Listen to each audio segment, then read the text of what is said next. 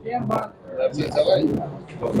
का जो मुद्दा है वो ये है कि हमारे नौजवान कैंडिडेट जमीर अहमद साहब बारामूला कॉन्स्टिट्यूंसी से इन्होंने बारामूला लोकसभा कॉन्स्टिट्यूंसी से इन्होंने अपना नॉमिनेशन भरा था इलेक्शन लड़ने के लिए और पटन के एरिया से बिलोंग करते हैं और काफी सपोर्ट था इनको यंग यूथ का भी और लोगों का भी वहां से।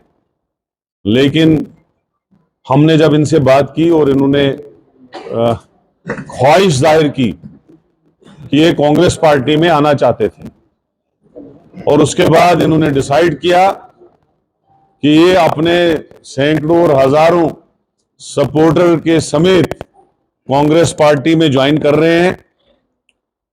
और कांग्रेस पार्टी, चूंकि आपको पता है कि कश्मीर की तीनों सीटों पे कांग्रेस पार्टी नेशनल कॉन्फ्रेंस के कैंडिडेट्स का सपोर्ट कर रही है और बारामूला कुपवाड़ा जो कॉन्स्टिट्यूंसी है वहां पे जनाब उमर अब्दुल्ला साहब इलेक्शन लड़ रहे हैं on behalf of Congress party.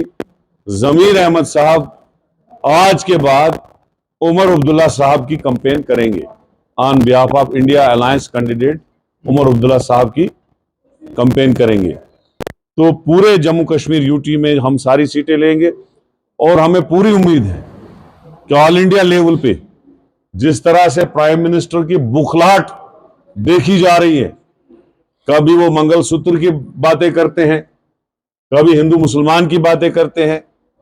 कल को तो अजीब ही बात सामने आई, जो लोग मोदी जी के सपोर्टर हैं, जिनका 15 लाख करोड़ उन्होंने कर्जा माफ किया, जिनको हिंदुस्तान के सारे बड़े बड़े ठेके 10 सालों में दिए, उनकी बात की कि कहा कि टेम्पू में उन्होंने कांग्रेस को पैसे दिए।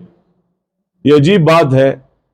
जो बीजेपी कांग्रेस पार्टी का 250 करोड़ का अकाउंट में सीज कराए, जो हमने चंदा करके जमा किया था पार्लियामेंट इलेक्शन के लिए, और वही बीजेपी आज कह रही है कि टेम्पू में कांग्रेस के लिए पैसा गए। बड़ी शर्मनाक बात है। तो मुझे लगता है इन बातों से आज आया हो गया है कि बीजेपी जो है 150 पार भी नहीं करेगी सेंटर में, और कांग्रेस और इंडिया अलायंस 4 जून को हुकूमत बनाने जा रही है। ये मैं आपको वसूख से कह रहा हूं। हुकूमत बनते ही कश्मीर में स्टेट वापस होगी। यहां के जो भी प्रॉब्लम मुश्किलात है, अनएम्प्लॉयमेंट है, डेवलपमेंट के मसले हैं, हिरासमेंट है, मुलाजमों को हिरासमेंट है, हमारे फ्रूट ग्रोवर का इशू है, किसानों का कर्जा है, इन सब को हम रिड्रेसल करेंगे। और जहां तक बिजली का मसला है, स्मार्ट मीटरों को फेंकने की बात हमने की थी और इंशाल्लाह हम उस वादे पे कायम हैं। तो ये सारी चीजें हम करेंगे। और जो प्रोटेक्शन जम्मू कश्मीर में खोई है 370 के बाद, जिसमें जॉब्स की प्रोटेक्शन थी, जैसे 1927 में हमको महाराजा ने स्टेट सब्जेक्ट दिया था, और वो स्टेट सब्जेक्ट 3 चीजों के लिए था। एक, जॉब की प्रोटेक्शन, जब भी कोई नौकरी का फॉर्म भरता है उसको स्टेट सब्जेक्ट लगाना पड़ता था साथ में। दूसरा, जमीन की प्रोटेक्शन, अगर कोई भी आदमी किसी से जमीन खरीदता था तो स्टेट सब्जेक्ट साथ में लगता था और वो बाहर वाले आदमी को होता नहीं था। तीसरा, culture protection. Culture protection must है, जिसमें हमारा कश्मीरी कल्चर, डोगरा कल्चर, गुजर कल्चर, पहाड़ी कल्चर, सरदार, ईसाई, जितने भी यहां ये जो तबके रहते हैं जम्मू कश्मीर में, उनकी कल्चर की प्रोटेक्शन की बात है। इंशाल्लाह कांग्रेस आएगी, इन तीनों चीजों पे हम काम करेंगे। इसमें हमने ऑलरेडी जो है रेजोल्यूशंस पास किए हैं। इंडिया अलायंस की सरकार आती है तो पहले ही हफ्ते में स्टेट रिस्टोर होगी, पहले ही हफ्ते में, क्योंकि हमने इस बारे में काफी बार अपने लीडर राहुल गांधी जी के साथ डिस्कस किया था। डिसाइड हुआ था पहले ही मीटिंग में कि जो जिसकी सिटिंग सीट है वहां पे डिस्कस ही नहीं होगा कि कौन उठेगा, वहां पे वही उठेगा पूरे ऑल इंडिया में। तो नेचुरली कश्मीर में, पूरी कश्मीर में, वैली में तीनों सीटें नेशनल कॉन्फ्रेंस के पास,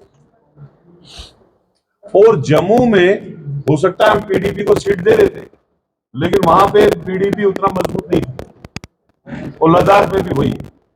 तो इसलिए ऑल इंडिया लेवल पे डिसाइड हुआ कि कश्मीर की तीनों सीटें, चूंकि सिटिंग है और रूल है, और हमने ऑलरेडी इस पे डिसाइड किया हुआ था पूरे ऑल इंडिया में, अगर अखिलेश की कहीं सीट होगी वहां वही लड़ेगा, सिटिंग सीट। कांग्रेस की है, कांग्रेस लड़ेगी, नेशनल कॉन्फ्रेंस की है, नेशनल कॉन्फ्रेंस लड़ेगी। तो उसमें बात नहीं बन पाई, इसलिए अगर इन्होंने कांग्रेस ज्वाइन किया है तो नेचुरली कांग्रेस एनसी का सपोर्ट कर रही है, तो एनसी को ही सपोर्ट करेंगे।